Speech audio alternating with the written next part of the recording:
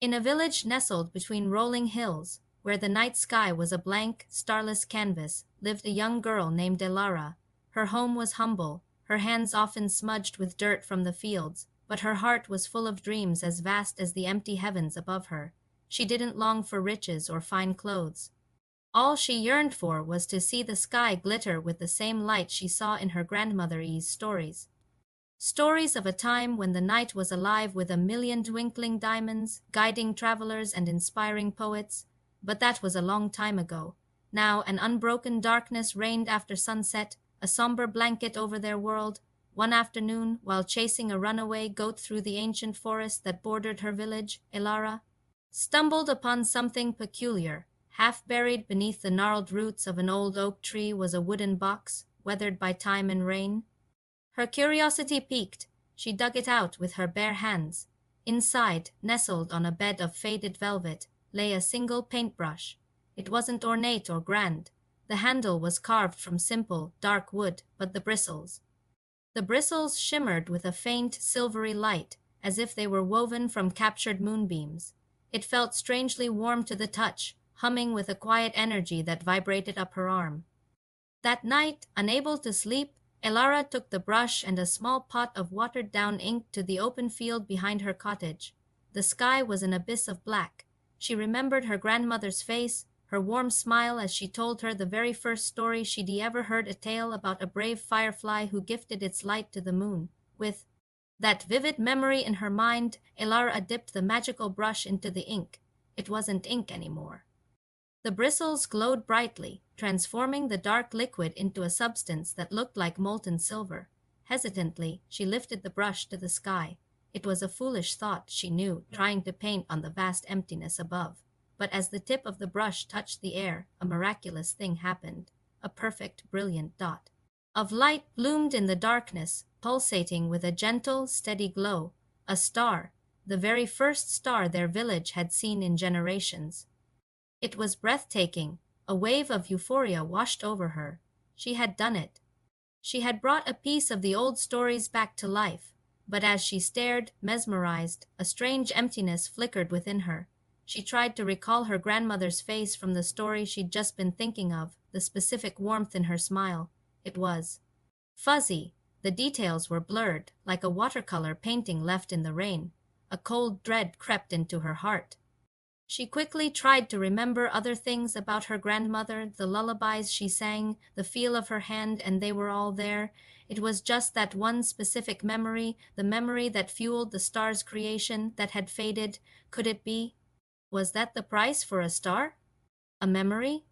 Driven by a desire to see a sky full of light, Elara pushed the unsettling thought aside. The next night she painted again. This time, she channeled the memory of her first day at the village school, the pride she felt when she wrote her own name for the first time. Swoosh! Another star ignited in the heavens, brighter than the first. The villagers began to notice. Gasps of wonder echoed through the quiet streets as people emerged from their homes there. Faces upturned, bathed in the soft, unfamiliar starlight. Elara felt a surge of pride, but it was quickly followed by that same hollow ache. The memory of her name, the feeling of the chalk in her hand, it was all gone. Night after night, Elara continued her celestial artistry.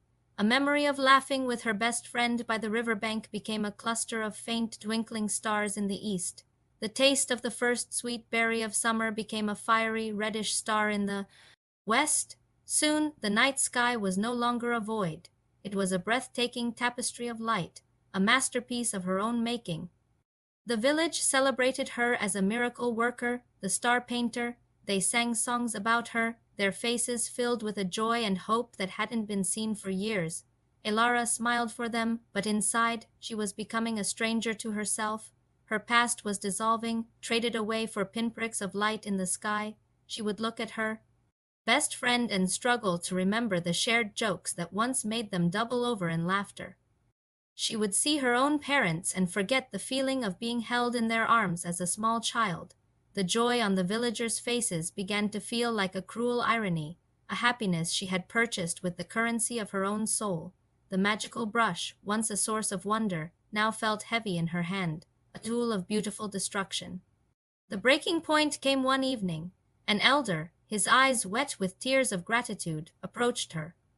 He told her how the new stars reminded him of his late wife, how they shared their first kiss under a sky just like the one Elara was creating. He thanked her for bringing back a piece of his most precious memory.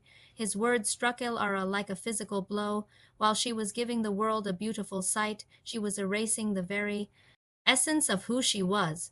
The memories she was sacrificing were the building blocks of her life, the source of her love, her joy, and her sorrow. That night, clutching the brush, she stood under the magnificent, star-dusted sky. It was a cosmos born from her own heart, and yet it felt alien. She thought of her grandmother, whose stories had started it all. She tried to picture her face clearly one last time, to hold on to one pure, untainted memory of her love. It was a struggle. Her inner world was becoming as blank as the sky once was. She realized that a sky full of stars meant nothing if you had no memories to share beneath them. The true magic wasn't in the light she created, but in the moments she had lived. With a final, heart-wrenching decision, Elara walked back to the ancient forest. She found the gnarled oak tree and placed the shimmering brush back into its box. She buried it deep beneath the roots, deeper than before. As she covered it with earth, a single tear traced a path down her cheek, but it was not a tear of sadness. It was a tear of relief, of reclaiming herself. Walking back to the village, Elara looked up. The sky was still ablaze with the stars she had painted. They would remain, a permanent gift to her people, but for her they were now something more. They were a map of her sacrifices, a beautiful but poignant reminder of the price of creation. From that day on, she no longer painted the sky. Instead, she began to tell stories. She sat with the village children under the light of the stars she had made and told them tales not of magical brushes, but of a grandmother's love, of a friend's laughter, of the sweet taste of summer berries. She was no longer the star painter. She was a story keeper, rebuilding her own inner world, one precious memory at a time, proving that the most powerful light is the one that shines within. Thank you so much for watching. What would you have done with the magical brush? Let me know in the comments below. If you enjoyed this story, please give it a like and subscribe to the channel for more tales that make you think. We'll see you in the next video.